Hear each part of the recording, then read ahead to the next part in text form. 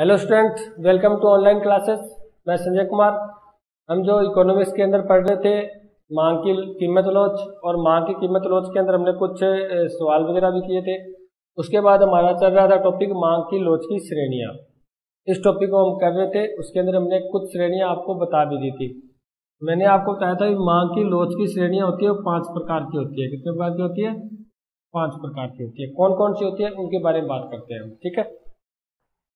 देखो, इसके अंदर हम पढ़ चुके थे पिछली क्लास में। एक तो हमने ये पढ़ा था कि मांग की लोच की श्रेणियां होती है जो एक तो होती है बेलोचदार मांग, या आप नहीं सॉरी आपने शुरू करते हैं अनंत लोचदार मांग। अनंत यानी बहुत ज्यादा, लोचदार यानी लोच माने होता है परिवर्तन, लोच माने क्या होता है? परिवर्तन। अनंत यानी बहुत ज्यादा परिवर्तन, या तो बहुत ज्यादा बढ़ जाए या बहुत ज्यादा कम हो जाए, यानी शून्य पर चली जाए। यानी एकदम वस्तु की मांग हम बहुत ज्यादा बढ़ा दें और एकदम वस्तु की मांग को हम शून्य कर दें, वो होती है अनंत लोचदार। उसके अंदर कीमत का प्रभाव नहीं पड़ता। कीमत नया परिवर्तन हो या बहुत कम नाम मात्र की, जिसको हम देख ही नहीं सकते, नाम मात्र की कीमत परिवर्तन होने पर, तो ऐसी स्थिति में अगर मांग बहुत ज्यादा बढ़ जाए या मांग एकदम शून्य हो जाए, उसे बोलते हैं हम अनंत लोचदार मांग। इसके लिए हमने एक डायग्राम भी बनाया था, क्योंकि हम करा चुके हैं इसलिए आपको मैंने इसको थोड़ा करवा देता हूँ। मांग क्यू थी, एकदम Q1 होगी, एकदम शून्य होगी, बस। यानी कीमत में नाम मात्र का परिवर्तन या नया परिवर्तन और मांग एकदम बढ़ जाए एकदम घट जाए। और ऐसी स्थिति में जो मांग वक्र होता है वो क्या होता है? ओ एक्स अक्ष के समांतर होता है। ये ओ एक्स अक्ष है और ये इसके समांतर है मांग वक्र, ठीक है। इसका नाम दे दें AD बराबर अनंत, यानी अनंत लोचदार की बात करते हैं। हम सेकंड बात करें तो सेकंड हमने पढ़ी थी लोचदार मांग, या आप इसको कह सकते हो इकाई से अधिक लोच। इकाई से अधिक लोच। आप ये नोट्स बना लेना भाई।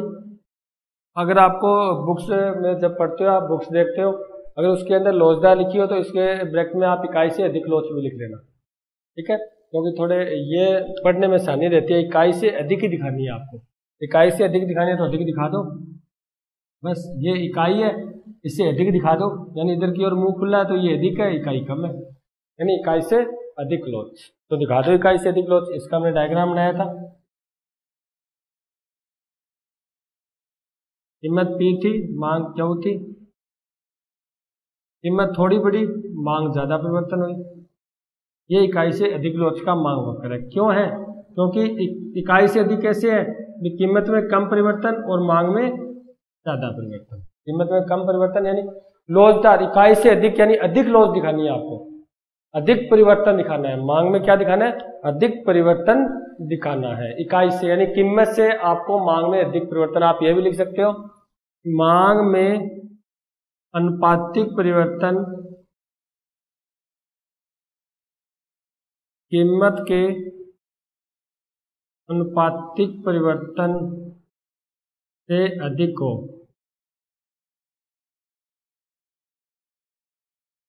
यानी कीमत में कम परिवर्तन हो और मांग में ज्यादा परिवर्तन हो, उसे बोलते हैं इकाई से अधिक लोच, ठीक है। बस ये ध्यान रखना, ये गैप कम रखना है, ये ज्यादा रखना है, यानी मांग में ज्यादा परिवर्तन को आपको दिखाना है। उसके बाद तीसरी बात करें हम आगे। 2 हो चुका है हमारा। तीसरा हम पढ़े, तीसरा आता है आपका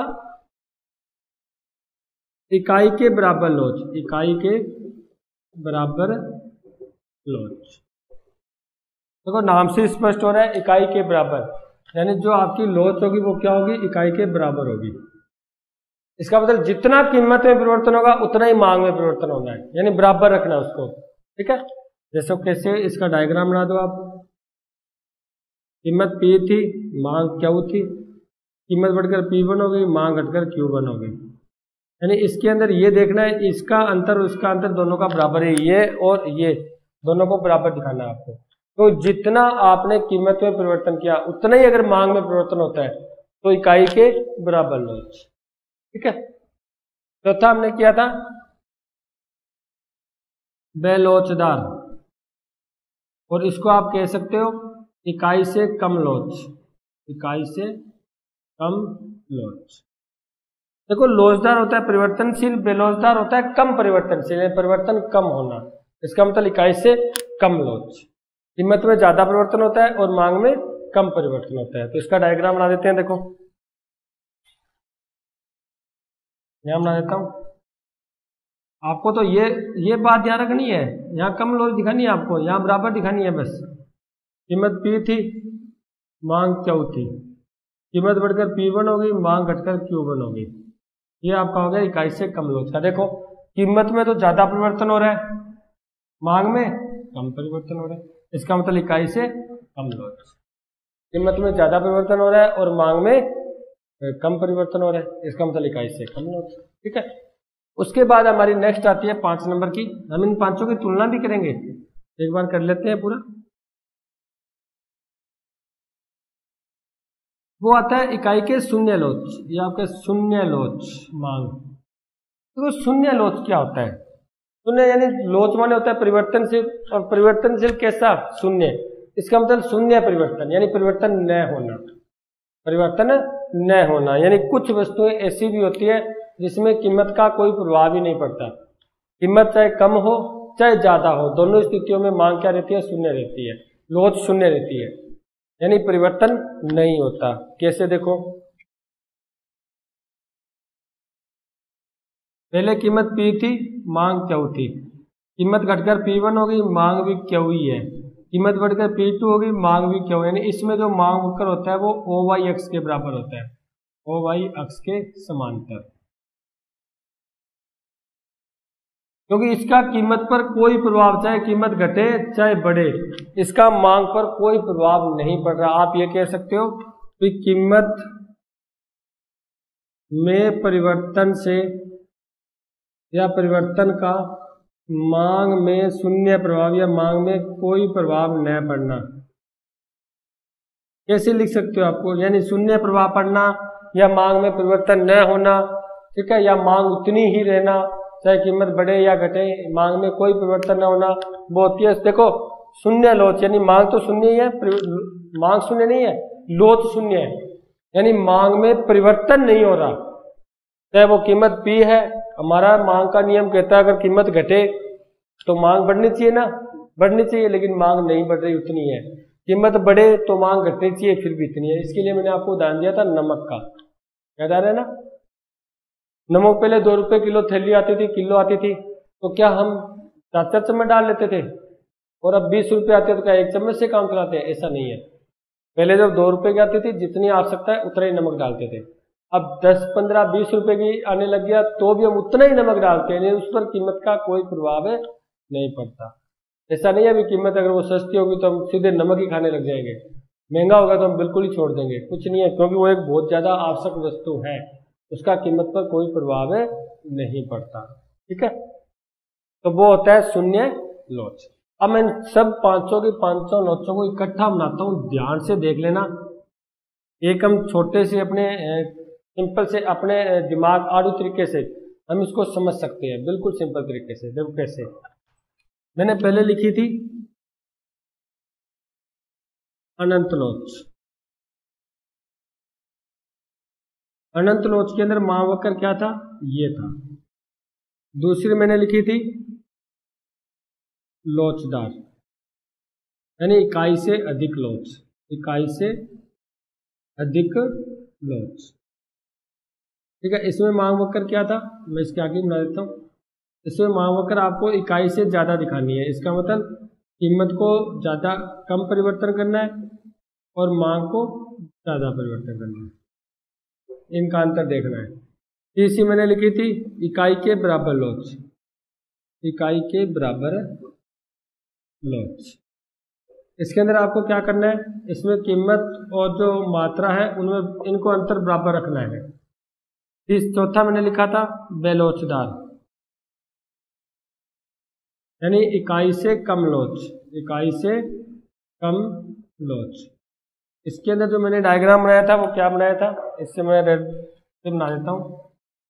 इस इकाई से कम दिखाना है, इसका मतलब कीमत में ज्यादा परिवर्तन और मांग में कम परिवर्तन, इनका अंतर देखना है आपको। और लास्ट हमने लिखा था शून्य लोच,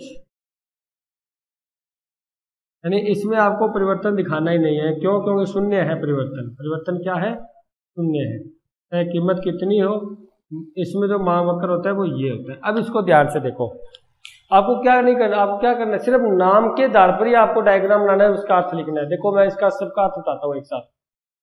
अनंत लोचा, जब कीमत में नए परिवर्तन होने पर मांग में बहुत ज्यादा परिवर्तन हो जाए, या तो बहुत ज्यादा बढ़ जाए या एकदम शून्य हो जाए, उसे बोलते हैं अनंत लोच। चलिए, इकाई से अधिक लोच, जब मांग में अनुपातिक परिवर्तन कीमत के अनुपातिक परिवर्तन से अधिक हो, यानी इकाई से अधिक लोच।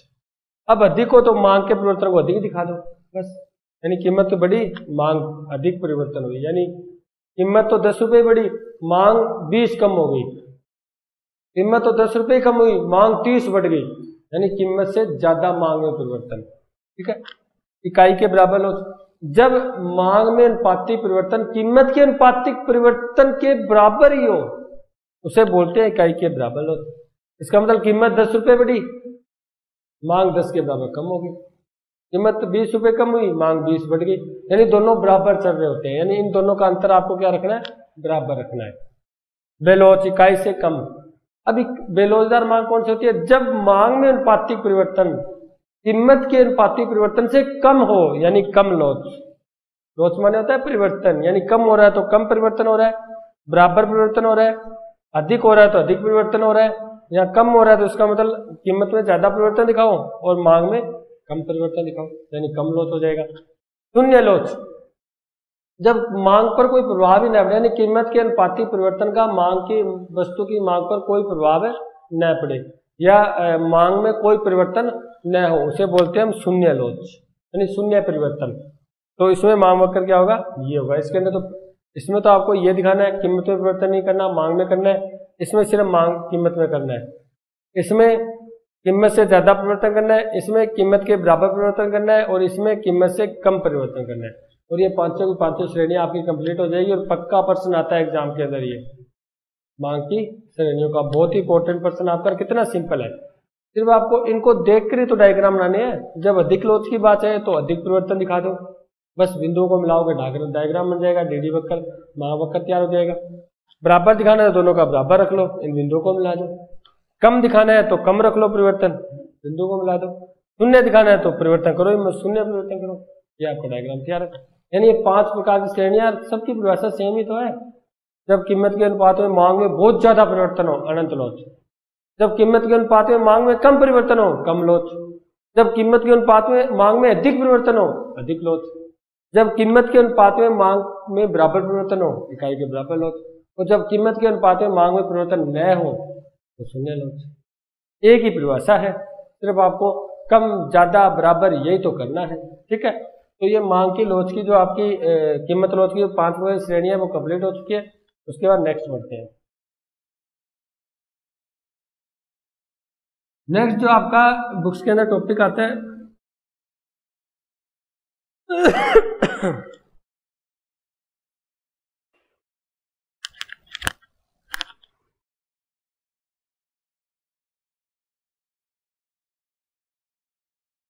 मांग की कीमत लोच को मापने की श्रेणियां,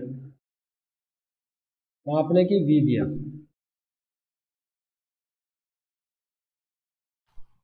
फिर हम जो मांग की कीमत लोच है उसको मापेंगे कैसे? अधिक लोच है, कम लोच है, बराबर लोच है, अनंत लोच है, शून्य लोच है, यानी हमें पता कैसे चलेगा? इससे संबंधित कुछ विधियां हैं जिसके द्वारा हम मांग के कीमत लोच को माप सकते हैं। ठीक है, तो इसके अंदर 3 प्रकार की विधियां पढ़ेंगे हम। पहली विधि पढ़ेंगे हम अनुपातिक या प्रतिशत विधि। इस विधि के आधार पर भी हम क्या कर सकते हैं? मांग की लोच को माप सकते हैं। मांग में कितना परिवर्तन हो रहा है, यानी उसकी लोच कितनी है। कीमत में परिवर्तन होने से मांग में इतना परिवर्तन हो रहा है, तो बताओ उसकी लोच कितनी है। तो इसके आधार पर हम क्या कर सकते हैं? अनुपातिक या प्रतिशत विधि के द्वारा भी क्या कर सकते हैं? मांग की कीमत लोच को माप सकते हैं। तो देखो इसके लिए हमें क्या करना पड़ता है, मैं पहले सूत्र लिख देता हूं, परिभाषा आपकी समझ आ जाएगी आपको। इसका सूत्र लिख देता हूं आपको।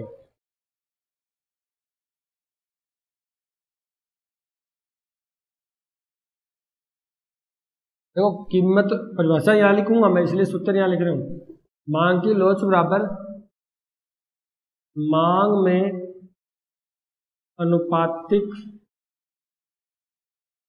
या प्रतिशत परिवर्तन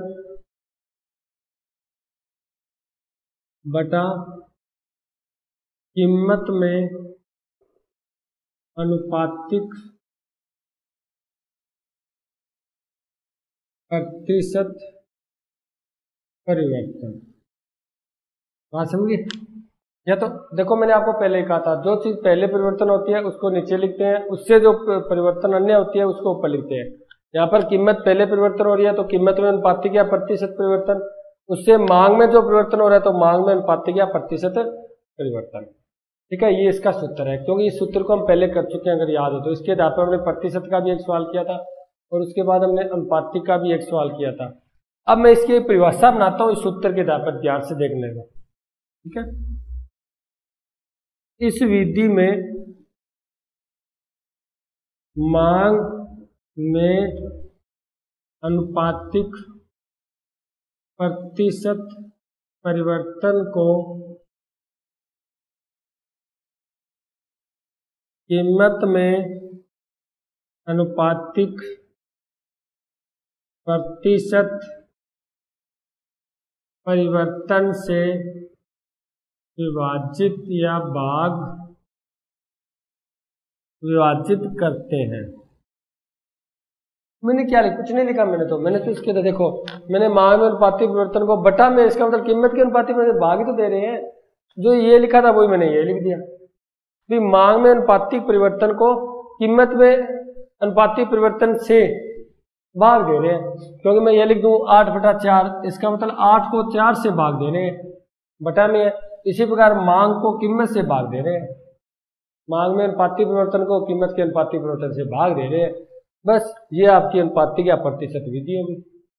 इतनी सिंपल है, कुछ भी नहीं है। ये हमने सवाल कर चुके हैं पहले इसके बारे में, मांग में अनुपातिक परिवर्तन बटा कीमत में अनुपातिक परिवर्तन। अब आगे इसको करते हैं।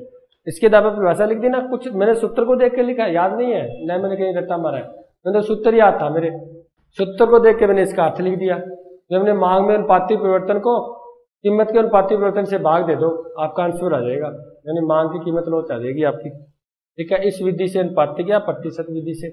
अब देखो, अब इसको मैं पूरा करता हूँ सूत्र को।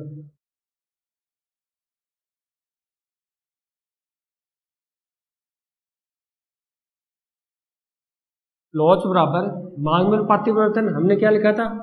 हमने याद आ रहा है आपका, डेल्टा क्यू बटा डेल्टा पी गुणा पी बटा क्यू, ये बनाया था ना मैंने। चलो छोटा क्यू लिखा था, यहाँ पर छोटा क्यू लिख देते हैं, इस चीज को बनाया था हमने। ठीक है, अब आपको पता है डेल्टा क्यू क्या होता है? डेल्टा क्यू होता है Q1 माइनस Q0, क्योंकि मांग में कितना परिवर्तन है वो माइनस तो कर रहे हैं हम। जैसे मान लेते हैं, मैं एक उदाहरण लेता हूँ, यहाँ पर कीमत 5 रुपए थी, बढ़कर 10 हो गई। आपकी जो मांग थी वो पहले 10 थी, वो घटकर 5 हो गई। भाई कीमत 5 थी तो मांग 10 की थी, कीमत 10 होगी तो मांग कितनी होगी? 5 की। तो हम क्या करूंगा, मैं जब डेल्टा क्यू निकालूंगा, डेल्टा तथा परिवर्तन को, भी मांग में कितना परिवर्तन हुआ, तो आप कहोगे 5 पहले है, 5 में से 10 घटाओगे, यानी 5 माइनस 10, यानी जो परिवर्तन हुआ और जो पहले की संख्या है उसको माइनस कर देंगे, पता चल जाएगा ना। अब कहते हैं डेल्टा पी, यानी कीमत में कितना परिवर्तन हुआ, तो P1 माइनस P0, यानी P1 कितना है 10, P0 कितना है 5। इसके आधार पर या आप तो ये भी लिख सकते हो, ये भी लिख सकते हो, एक ही बात है, क्योंकि इसका मान ये है, इसका मान, यानी परिवर्तन तो जब देखेंगे ना। देखो मेरे रुपए मेरे पास 20 थे, अब 30 हो गए, तो मैं क्या करूंगा, 30 में से 20 घटा दूंगा, मैं कह दूंगा 10 का परिवर्तन हो गया, या 10 रुपए मेरे पास बढ़ गए। बात समझ रहे हो ना? इसके आधार पर परिवर्तन कर सकते हैं। तो मैं इसको ये लिख दूं, Q1 माइनस Q0 बटा Q, P1 माइनस P0 बटा P, या मैं इसको ऐसे लिख दूं, Q1 माइनस Q0 होता क्या है, डेल्टा Q तो होता है, बटा Q, और P1 माइनस P0 होता क्या है, डेल्टा P तो होता है, बटा P। ये तो सूत्र हम पहले कर चुके हैं, इससे संबंधित हम एक सवाल भी कर चुके हैं, एक ही बात है। ये लिखो, ये लिखो, जब ज़्यादा सिंपल है तो ये लिखो आप। उसके बाद मैंने ये भी कहा था, इसको जब संख्या में बदलेंगे, भाग से गुणा करेंगे तो संख्या बदल जाएगी, डेल्टा क्यू बटा क्यू गुना पी बटा डेल्टा पी हो जाएगा। डेल्टा पी ये नीचे चला जाएगा, पी ऊपर चला जाएगा, तो जो संख्या भाग में थी वो किस में आ जाएगी, गुणा में आ जाएगी। अब इसको ये लिख दूं मैं, डेल्टा क्यू बटा, इसको गुणा में डेल्टा पी लिख दूं, गुणा पी बटा क्यू। एक ही तो बात है, कैसे कर लो, जैसे भी आपकी इच्छा हो वैसे कर लो, कोई दिक्कत नहीं। इससे भी आपका आंसर आ जाएगा, इससे भी आपका आंसर आ जाएगा। ये तो मैंने डेल्टा डेल्टा वाला साथ लिख दिया ऊपर नीचे, और पी के जो पी और क्यू वो इधर लिख दिया, एक ही बात है। मैंने बताया था 2 गुणा 3 6 होते हैं, 3 गुणा 2 भी 6 होते हैं। यानी गुणा में अगर हम संख्या बदल देना तो उत्तर में कोई परिवर्तन नहीं होता, ठीक है, क्योंकि ये गुणा में है, तो मैं गुणा क्यू गुणा डेल्टा पी लिख दूं या डेल्टा पी गुणा क्यू लिख दूं तो एक ही बात है, कोई दिक्कत नहीं है। अब सुनो बात, और इसके बारे में आपको यही बता चुका हूं, डेल्टा क्यू क्या बताता है, मांग में परिवर्तन को, मांग में परिवर्तन, इस चीज को कर चुके हैं भी हम। डेल्टा पी क्या बताता है, कीमत में परिवर्तन, कीमत में परिवर्तन। पी क्या, क्यू क्या बताता है, आपकी प्रारंभिक मांग, यानी प्रारंभ में कितनी मांग थी, और पी क्या बताता है आपको, प्रारंभिक कीमत।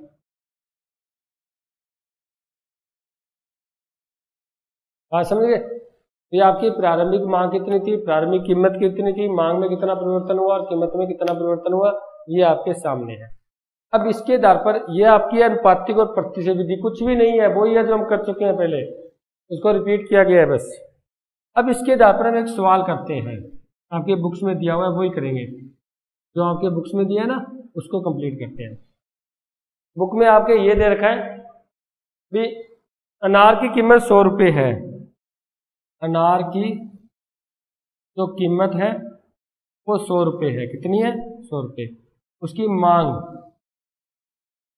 मांग उन्होंने दे रखी है 250 ग्राम की। अभी जब 100 रुपये होती है तो उसकी मांग कितनी होती है, 250 ग्राम होती है। अब वो कहता है उसकी कीमत घटकर 50 रुपये हो जाती है, यानी कीमत कम हो जाती है 50 रुपये, तो उसकी मांग बढ़कर हो जाती है 750 ग्राम। तो आपको इस विधि से मांग की लोच ज्ञात करनी है, मांग की लोच। अब हम देख लेते हैं, ये आपके बुक्स में दिया है, वो एग्जाम्पल लिया हमने इसलिए, ताकि जैसे आप घर पर कोई बुक्स पढ़ोगे तो आपको पता चल जाए भी जी ऐसे होता है, ये हमने किया है, ठीक है।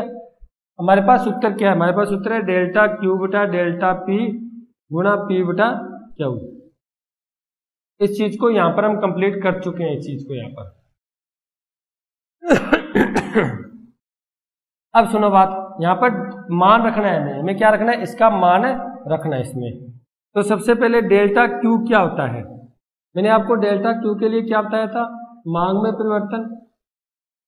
तो देखो मांग में कितना परिवर्तन हुआ, 750, और पहले कितना था 250, कितने का परिवर्तन हुआ, 500 का। तो मैं यहाँ इसका मान रख देता हूँ 500 बटा डेल्टा पी क्या बताते हैं, कीमत में परिवर्तन। तो कीमत में कितना परिवर्तन हुआ, देखो 50 माइनस 100, यानी पहले 50 100 था, अब 50 हो गया, यानी -50 का अंतर हुआ, कितने का हुआ, -50 का। और वैसे माइनस मत लगाओ, एक बार इसको पूरा कर लेते हैं। तो ये हुआ तो 50 का परिवर्तन ना, ठीक है। पी आपको बताता है प्रारंभिक कीमत कितनी थी, तो क्यू आपको बताता है प्रारंभिक मांग कितनी थी, 250। अब इसको काट देता हूं मैं, कट जाता है ना बिंदु से, ये कट गया, इससे ये कंप्लीट हो गया, ठीक है। इससे भी काट देते हैं हम, 25 दूना 50, इसको काट देते हैं 5 के 20, आंसर कितना है आपका 4। तो यहाँ पर मांग की लोच कितनी है, ऐसा सवाल हम पहले भी कर चुके हैं, नहीं किया था क्या, इससे पहले मैं ऐसा सवाल आपको करवा चुका था जब हमने मांग की लोच शुरू की थी, यानी जब ये लेसन ही शुरू किया था। उससे संबंधित एक तो प्रतिशत का आपको सवाल आया था, याद हो तो, और एक ये अनुपातिक का सवाल आया था। प्रतिशत वाला भी हमने आंसर निकाला था और इसका भी हमने आंसर निकाला है।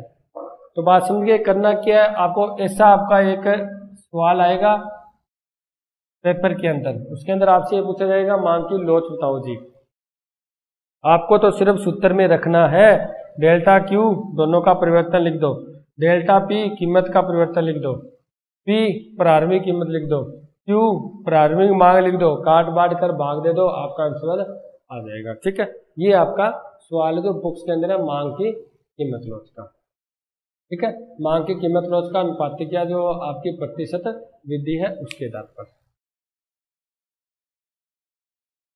या इसको एक बार और बताया जाए। देखो भी ध्यान से देखना, ये बिल्कुल सिंपल है, तो जो सिंपल होती है ना उसके अंदर कई बार अपने ऊपर नीचे हो जाते हैं, इसलिए मैंने आपको इसको सिस्टम से बताया कि जो पहले परिवर्तन होता है, बाद में परिवर्तन होता है, किस प्रकार में। सबसे पहले तो हमें लिखना आना चाहिए, क्योंकि हो सकता है अगर हम कीमत वाली बात ऊपर लिख दें, मांग वाली नीचे लिख दें तो गलत हो जाएगा। ऐसी स्थिति हमें नहीं लेके आनी। फिर सबसे पहले हमें ये लिखना आना चाहिए हिंदी वाला, उसके बाद हमें इसको सूत्र में लिखने के लिए हमें ये पता होना चाहिए भी मांग में जो अनुपाती परिवर्तन होता है वो डेल्टा क्यू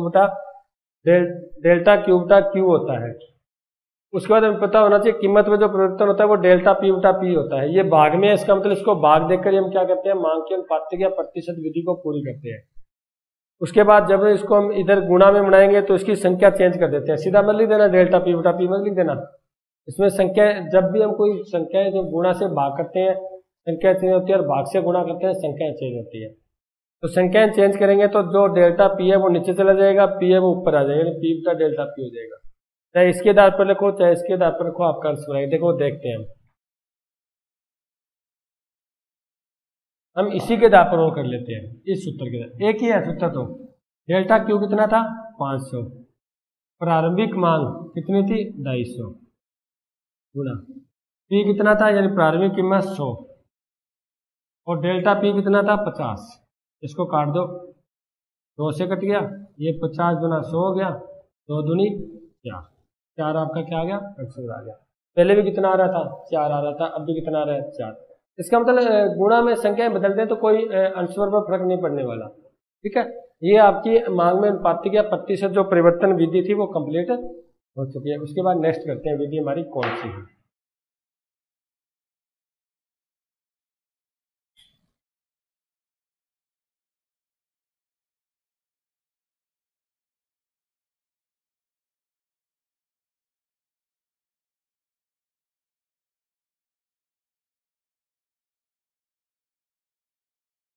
अब इससे संबंधित एक तो मैं आपको सवाल कर देता हूं जो आप घर पर करना, और कल मैं आपको करवाऊंगा आते हैं यहाँ पर नेक्स्ट क्लास में, तो आप मिलान कर लेना। पहला तो आपको ये करना है कीमत के बारे में। कीमत 5 रुपये थी, मांग 10 की थी, कीमत बढ़कर 10 रुपये हो गई तो मांग 8 रुपये हो गई। एक तो इसके अंदर आपको मांग की लोच ज्ञात करनी है। दूसरा,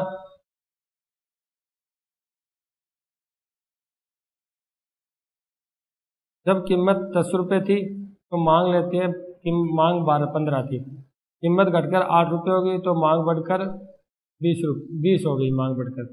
ये दो की आपको क्या करनी है, मांग की लोच ज्ञात करनी है। ठीक है, और इनको हम कल करवाएंगे। अब हम करते हैं इससे संबंधित दूसरी विधि, इसका नाम है कि ज्यामितीय विधि। ज्यामितीय विधि यानी ज्यामितीय विधि के द्वारा भी हम क्या कर सकते हैं, मांग की लोच ज्ञात कर सकते हैं, ज्यामितीय विधि। और इसको ध्यान रखना, हम बिंदु विधि बोलते हैं, यानी बिंदु पर चलती है, बिंदु विधि। इसके लिए तो आपको कुछ नहीं करना, एक छोटा सा डायग्राम बनाना है जो मैं पहले ही बना देता हूं। एक छोटा सा मैं एक डायग्राम बना देता हूं, यानी बिंदु विधि होती है, ये रेखा आ गई हमारी। ठीक है, इस रेखा पर मैं कुछ नाम दे देता हूं, यहाँ L M N O P। ठीक है, ये मैंने नाम दे दिया।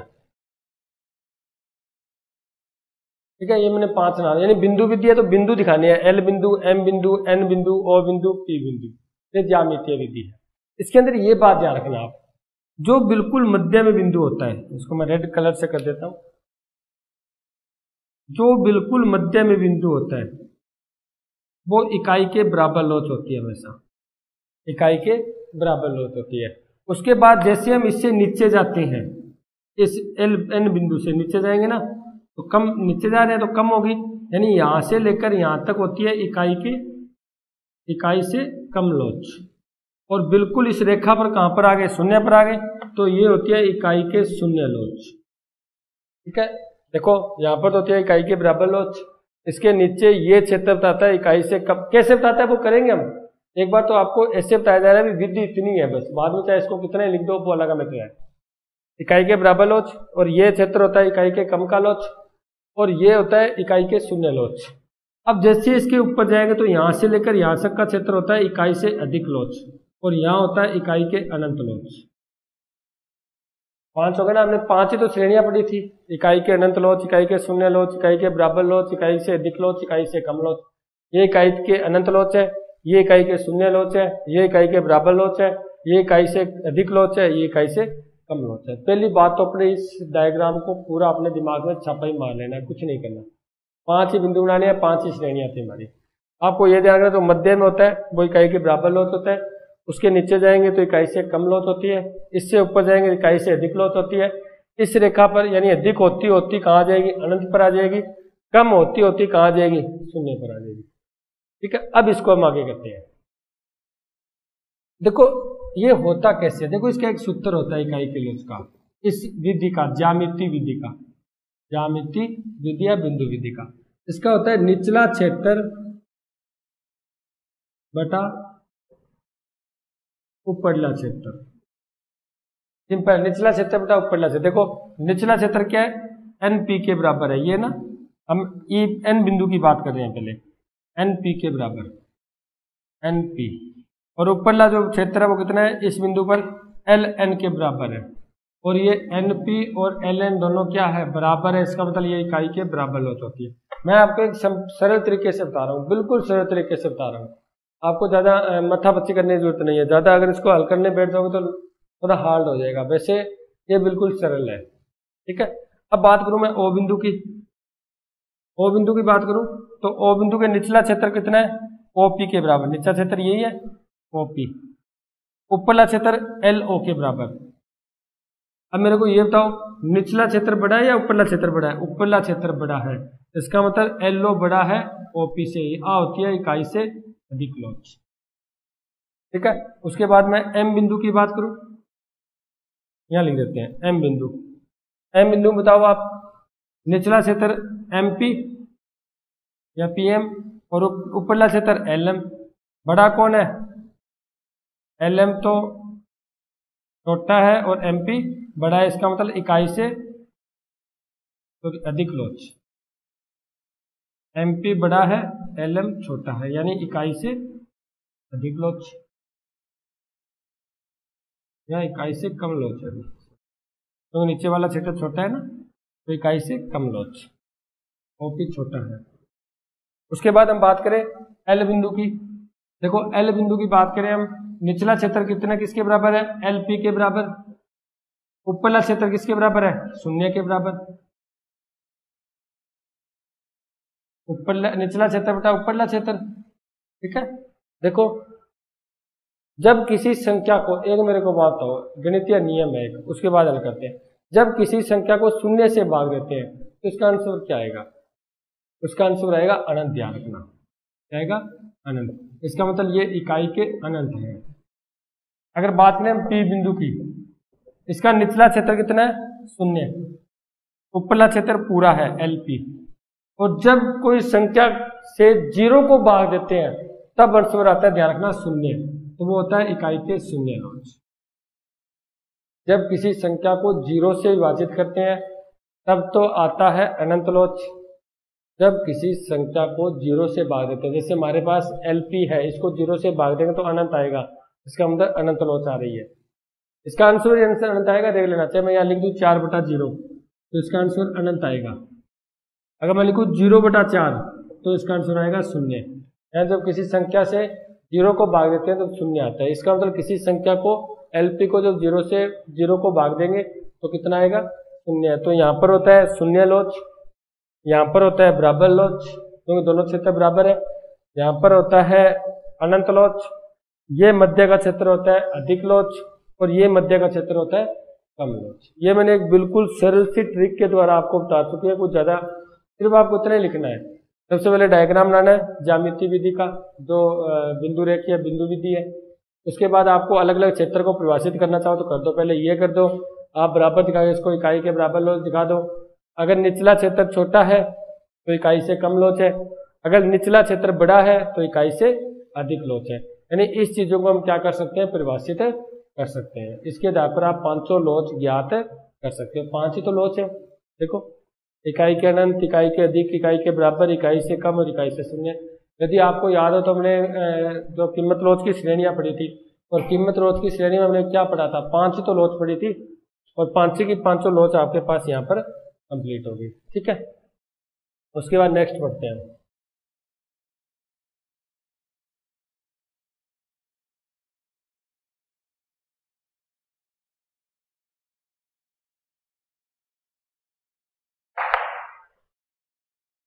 देखो नेक्स्ट बात करते हैं हम, जो आपकी तीसरे नंबर की है वो है कुल व्यय विधि। प्रोफेसर मार्शल ने इसको बताया था। तो कुल व्यय विधि क्या है, इसके अंदर कुल व्यय देखा जाता है। तो कीमत बढ़ने और घटने का संबंध कुल व्यय से देखते हैं, मांग से नहीं देखते, ध्यान रखना। इसका जो हम संबंध देखेंगे ना, वो कुल व्यय से देखेंगे। इसके लिए हम, वैसे आपके सिलेबस में न तो इसके संबंधी डायग्राम है और न टेबल है, लेकिन हम जो पढ़ेंगे उसको पहले एक टेबल भी बनाएंगे ताकि समझने में आसानी रहे, और उसका हम एक डायग्राम भी बनाएंगे। सिर्फ आपके नोट्स के लिए है वो। अगर आप एग्जाम में क्वेश्चन आता है तो अगर वो बनाते हो तो बहुत ही बढ़िया है। ठीक है, लेकिन समझने के लिए मैं आपको टेबल भी करवाऊंगा और डायग्राम भी कराऊंगा, लेकिन आपके बुक्स में ऐसा नहीं है। हम बात करते हैं कुल व्यय विधि की। इसमें हम क्या करते हैं, जो कीमत में परिवर्तन होता है, कीमत में परिवर्तन, उसका कुल व्यय में परिवर्तन देखते हैं। भी कुल व्यय में परिवर्तन कितना हो रहा है, यानी कीमत घटने पर कुल व्यय घट रहा है या बढ़ रहा है, कीमत बढ़ने पर कुल व्यय बढ़ रहा है या घट रहा है, या कीमत बढ़ने घटने पर कुल व्यय अपरिवर्तनशील है, यानी न बढ़ रहा है और न घट रहा है। जैसे हम मान लेते हैं, छोटा सा एग्जांपल लेते हैं। मान लो किसी वस्तु की कीमत बढ़ जाती है और मेरा कुल व्यय बढ़ जाता है। इसका मतलब क्या हुआ, इसका मतलब कीमत बढ़ गई लेकिन मैंने मांग नहीं घटाई, इसके कारण मेरा कुल व्यय बढ़ गया। चलो इसको हम करते हैं, उसके बाद इसको सिस्टम से करेंगे तभी हमें पता चलेगा। तो इसका आप 3 प्रकार, इसके अंदर आप 3 प्रकार का ज्ञात करोगे। एक तो आप करोगे इकाई के बराबर लोच इस विधि से, एक पढ़ोगे आप इकाई से अधिक लोच,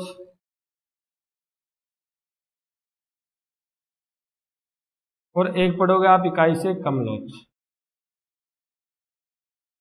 यानी इसके अंदर हम 3 लोच करते हैं, जो अनंत लोच है और जो आपकी शून्य लोच है उसको हम इसमें नहीं पढ़ेंगे। ठीक है, तो कुल व्यय विधि से जो हम इकाई के बराबर लोच, इकाई से अधिक लोच, इकाई से जो कम लोच है, इसको हम करेंगे नेक्स्ट क्लास में कुल व्यय विधि को। आज आपकी 2 विधि कंप्लीट हो चुकी है, अनुपातिक प्रतिशत विधि कंप्लीट हो चुकी है, और उसके बाद आपकी जो ज्यामिति या बिंदु विधि है वो भी आपकी कंप्लीट हो चुकी है। Thank you.